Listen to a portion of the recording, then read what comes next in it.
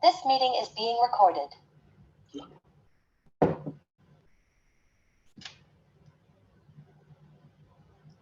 Welcome, welcome, welcome. This is Edna White, and I am your guest of Keeping It Real on Purpose, where we talk to real people in real time about real things, all on purpose. And today, our guest is Kimberly Henry, who is the owner, the founder of Million Dollar Memoirs. Welcome to Keeping It Real on Purpose.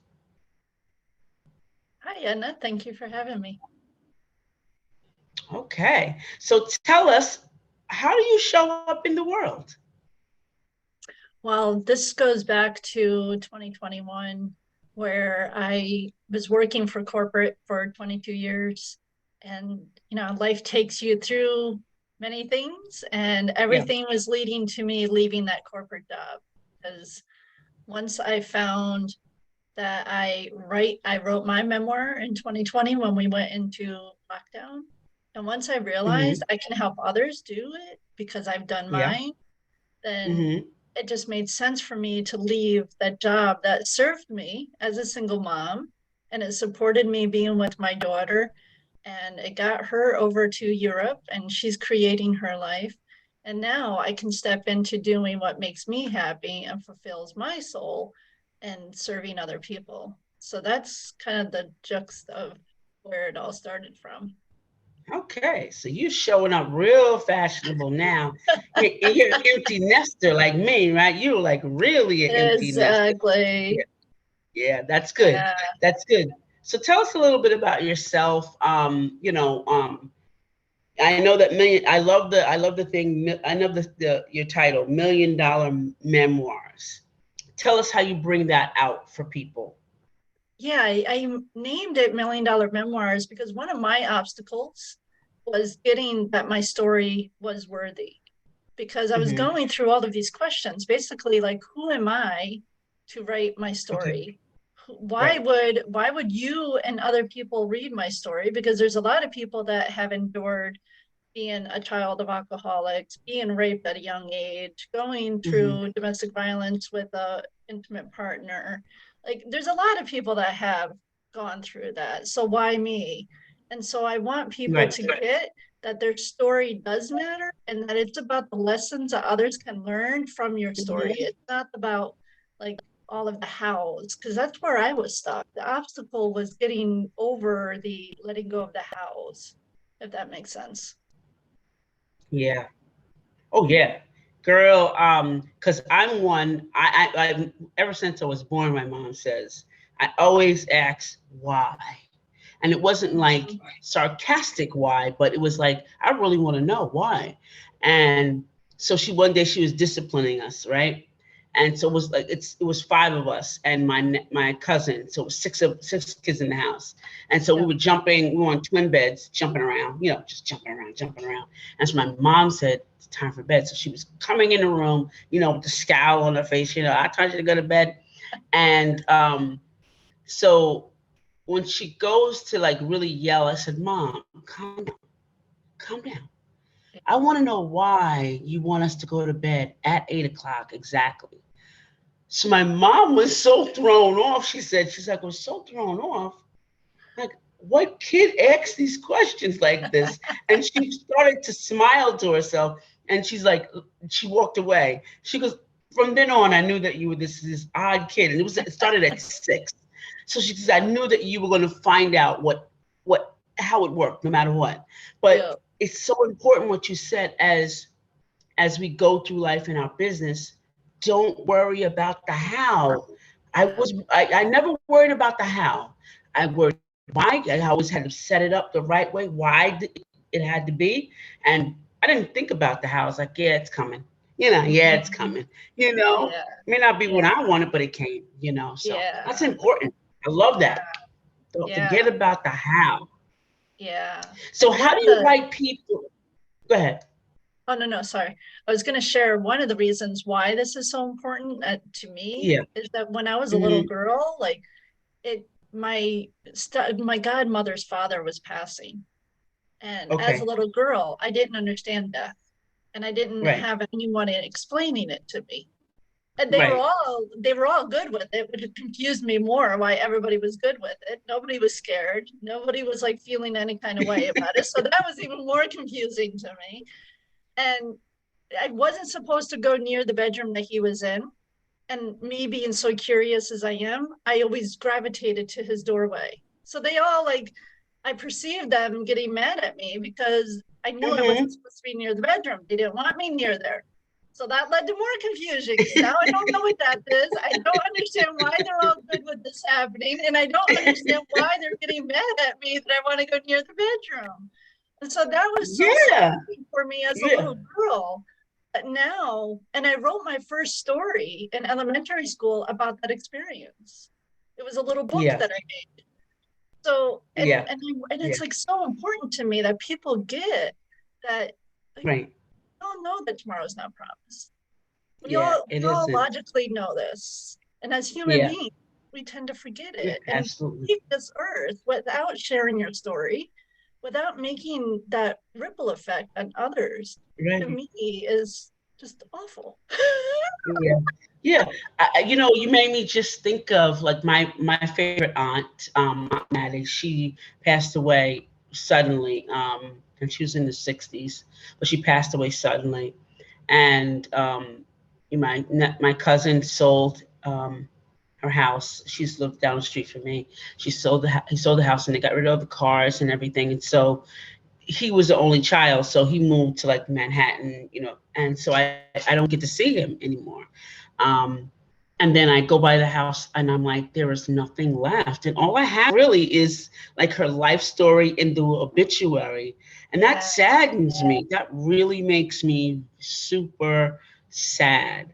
And I just told my mom that the other day. I was like, there's nothing left of her. And she goes, what do you mean? I said, all I have is like her obituary that has her whole life story and maybe some pictures or so, but it would have been so grand to like read her story, like really read her story. So I thought that was great. I want to write my mom's story, you know, because my mom is 82. That would be I amazing. want to write her story. So I told her I really want to write her story. Like I really want to, just because I want my grandkids and my kids to know her story. I really want her to just put it out there. And so she was like, really? I said, yeah, I'll take notes and you just talk about it. I'll take notes and write your story, you know? So you're really doing something that's really everybody should do. And I know this is about your story, but you're just making things come at me. I don't know why. Oh, no, that's awesome. I love listening to you. When I started, you know how like, you know how the Bible is a story, right? Yeah. And many generations read it over and over and over and over. Hey. That's what you bring about. Memoirs, because it's like, it's those immortal words. You can guarantee that your words are immortal. You can't be immortal in a physical sense. Yes. In a very spiritual way, you can be immortal by having your words on this paper or audio. Like it just depends on what people like. And that's another thing. Yeah. Unattached to what the outcome is. I hear from people, I don't know how to type. Okay, well, there's lots of ways to get around that. It sure is. Okay, you don't like the sound of your voice. I go through that myself. It's hard for me to show up on this podcast because I have stories about how I sound. In fact, I just went on live on Facebook and shouted you out and talked about a lesson that I learned just yesterday listening to another podcast. It's even hard for me to show up that way because I have stories about how I look and how I sound. And it's like, it's letting go of like what we think that it needs to look like or that it needs to be, or our perceptions of ourselves or our perceptions of our story. There's so many of us, including myself, that have the worthiness conversation, the deserving conversation. Like we're all human beings. So good. Yeah, it's so good because I remember saying that about myself. Oh, I don't like my voice. And then I was like, wait.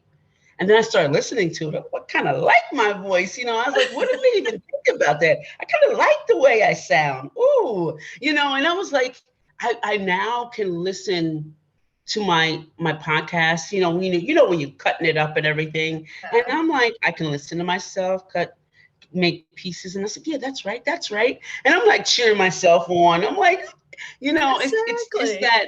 it's just that fear of, like I said, are they going to accept you, that you're not enough, and that plays on that plays on, you don't like parts of yourself, and we forget that our voice is part of ourselves, we don't like that. So Exactly. that's a really great point. And our voice is so powerful, whether it's our verbal voice or our writing That's voice. right.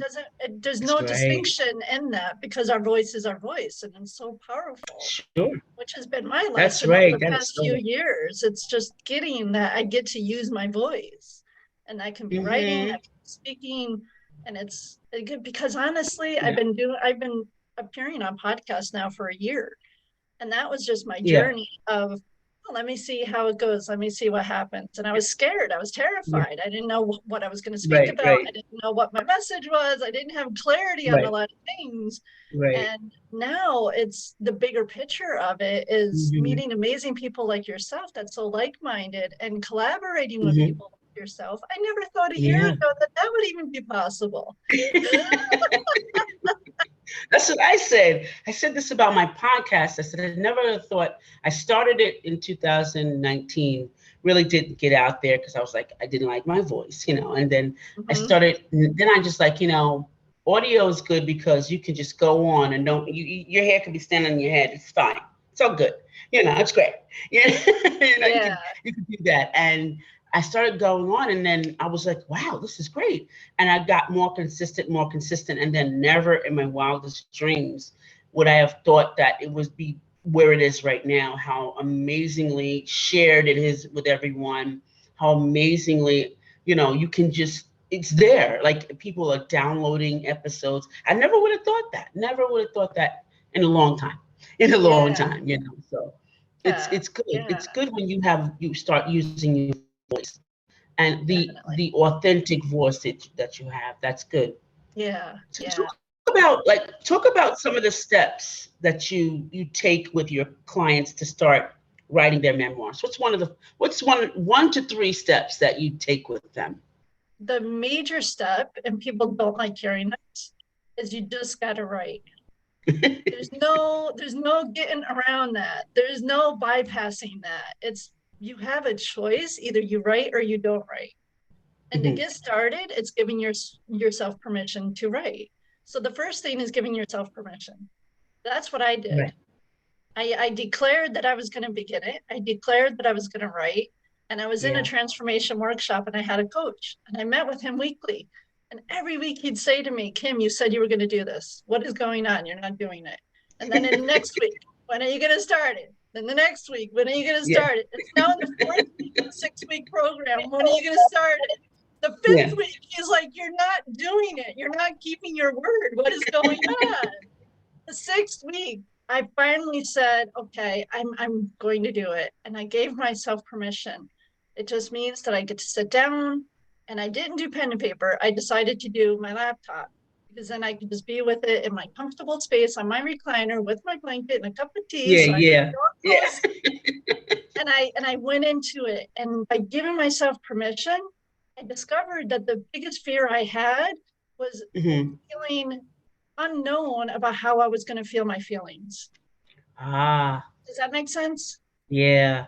That's And good. so that Yeah. giving yourself permission is way deeper than just writing. It's Yeah. giving yourself permission to be with your story, giving yourself permission to show up however it means to show up. I chose Hmm. a laptop because I knew I wanted to be cozy and comfortable, because otherwise I was Right. going to Right. be a Yeah. mess and I Yeah. wouldn't do it. And I did it in 5 days because I wrote Hmm. about the most challenging emotional thing for me, which was my mom and her cancer journey. And I can't tell you how much I cried, Edna, in those 5 days. And I Yeah. didn't have any stories about it, and I didn't have any perceptions about it. I had tissues next to me constantly, and I was like Yeah. blowing my nose and tears running down my face, not coming out of my nose, and I'm typing away. It's true. I know. I know what Yeah. you're saying. I know. And it's so liberating once you do all that, though. Once you Yeah. do all that, it's like, hey, that was easy. I could do that again, you know? I had such a sense of relief when I finally did Yeah, it. And I yeah. got to see the story from a different perception. Like I got to see Hmm. almost like my higher self Right, when I got done exactly. writing That's it, it. because the story was That's it. different, which is so Hmm. beautiful. And that's Yeah, my whole thing, is that it's not about the writing. It's about yeah. what you get from the writing. So having that Right. passion, having that love, and yeah, it was from my mom, and it was about what I wrote about her journey. However, it was more about me because I finally got to see what I went through, what it was Yeah, that I went and on a journey with. You know what right. does Yeah. that make sense? Hmm. Yeah. Yeah, I like that you said, yeah, when you write, you're writing in your higher self. And I often look at some of my books that I've written, and literally, I was like, oh, I wrote that? Who wrote that? Like, it's so Exactly. good. Like, and I was like, oh, this is so good. So I decided, I was like, every year you got to kind of revamp your branding. You're not your branding, but what you're gonna do. You can't social media campaign. So I said, oh well, these quotes in these books are so good. I think I'm gonna pull out some quotes from there and use them, as my own quotes instead of somebody Exactly. else's. So I was Yeah. like, but I saw how what you said about the writing. Um, it brought about higher self, because Edna in a regular self would have never written this, but higher self wrote this. Yes. I was in a higher place, that when I wrote this, it was so good for everyone's soul. Yeah. That's what, it was so good for everyone's soul, including my own. Including my Exactly, own. exactly. Yeah. Because I've been writing poetry for over 20 years. And the Oh, poetry wow. came into my life because I was going through domestic violence with my daughter's father, Yeah. Hmm. and it literally just felt like hell. Like it was Hmm. so challenging. It Yeah. was so hard Yeah. not to give up. And she was my focus. And the poetry was my therapy because I resisted Yeah. therapy. Yeah. I wasn't yet in a place of even asking for support, because having been raised by two alcoholics, I didn't even know I could ask for support. Like I didn't even know Yeah. that I could go to people because I always did Yeah. everything on my own. And that the poetry, Right. I've been doing it for so many years. It's exactly what you said. I write it and it's like I'm a messenger, because after I write it, I'm like, oh, did I do that? Where did that come from? Like, it's so good. You really do. You're like, so good. And you're not even tooting your own horn. It Oh, really just is that good. It really is. And we yeah, all know, as writers, we know what's good and what's not good. We do. yeah, When we write something, be like, that is so garbage. Like, come on, for real. exactly. Like, you're not even being real right there. Yeah. You Well, know it. yeah, because when So I you first know. started writing it, it was literally my therapy. So I was just dumping it out on paper. And it Hmm. was a form of poetry, but it was literally surface level, like dumping it out, just releasing something that was sitting there that Yeah. felt toxic. And then Yeah. over the years, I was able to connect with a deeper part of myself, that the poetry felt more impactful because I could write in a place. Like I had a meeting last Hmm. night with someone who's interested in writing his memoir. And I posted a poem on Facebook about being raped Hmm. when I was a kid. And Hmm. he said he read that poem and he had to kind of step away from it because he could feel almost like he could be there. And that's how I Yeah. write now. I write so that you could picture what it was like for me to experience that. Like you could Hmm. actually see being me. Whereas when I started 20 years ago, it was surface. Right. It was just dumping. Yeah. And there's nothing wrong with that. It's just a No. And process. it's your dumping. It's your jump. It's your dumping. That's Exactly. what's important. Yeah. Yeah, Yeah. because I even remember when writing I a first memoir, started to. Hmm. yeah, even writing a memoir, it's a process. It's a journey. Yeah. So Yeah. yeah, Yeah. And you have to get into the flow of it. You have to accept the flow of it. Because even then, I think that your I'm not good enough steps in, and you start saying, oh no, people don't want to hear that. They want to hear this, because I Yeah. know that maybe Oprah wrote about this and I should write about that. Oh, the comparison is death. Comparison is death. It's awful. Like I find myself even doing it sometimes on social media. Yeah. As I follow people, and it's including yourself, because you're an author of many books, and I intend on being an author of many books. This is just the beginning for me. This is just my stepping stone. And I find myself that I'm following people I know where I want to be, because you're already doing where I want to get to. And yet I still find that I compare. And then I catch myself and I'm like, no, I don't compare myself. Like, no. It's true. It's true. When I first started the marketing journey of, social media campaigns and everything, I had to figure out my place. So when I first started, I love Ayanna Van Zandt. I love her. Yes, and I was like, I definitely want to do what she does, do have that same fire inside. I definitely want to do what she does. I could see myself in my own big house and inviting 2 or 3 people in and counseling them and I could see myself doing it. Yeah. I could see myself doing it. But I started, everything I posted was from, either her or Oprah, and it was just like monotonous to me. And I was like, oh no. And I said, okay, so I need to really start thinking about who I am, because people need to see who I am and not anybody else. So when I started really recording and doing lives, because it takes this life of its own, because you really become a movie star. When you start, like, it's, having your book, you're really being a movie star. Because they want to see you in action. You see you.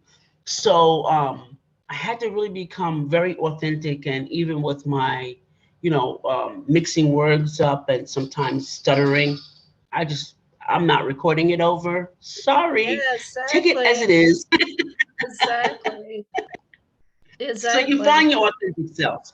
You find it, Yeah. And for me, that's been essential, the letting go of that perfection. Because that was also in my space for so many years growing up. I thought I had to be perfect. And if I wasn't perfect, I wasn't good enough. So it kept coming back to that good enough conversation. And I going on podcasts, I've even hit a wall now, because in the home that I grew in, it was don't ask, don't tell. So now, over a year of sharing my story, using my voice, I'm hitting a wall, because am I saying too much? Should I be divulging so much? Like, should I be talking about all these things that happened in my family? And so to me, that's a sign that I get to elevate and I get to go to a next step. Yeah, I was going to say that it's time to elevate now, because that's what happened to me. I was on so many podcasts in the beginning when I first started. After my first book that came out, which was this one, Stuff, I was on, like, I can't even tell you. Once I went on RAINN, the organization, RAINN.org. Once I went on there, then it just kind of like flowed from there. And it was like, I must have had 2 to 3 podcasts a week. And it was like for 6 months straight. And that felt like a year. Felt like a year. And then I got to a point where I said, now what's next? Like you, okay, the story's out there, okay. And then there was quiet, like there was nobody asking me. I'm like, what's next? So I finally figured I'm supposed to be going the next level. I can't stay doing podcasts forever. It's very simple. But I can't stay there. So I had to take the next level. I had to, okay, what's up next? What's the next thing I had to do? And you move to the next level. Everything has its levels, and I'm glad that you're there.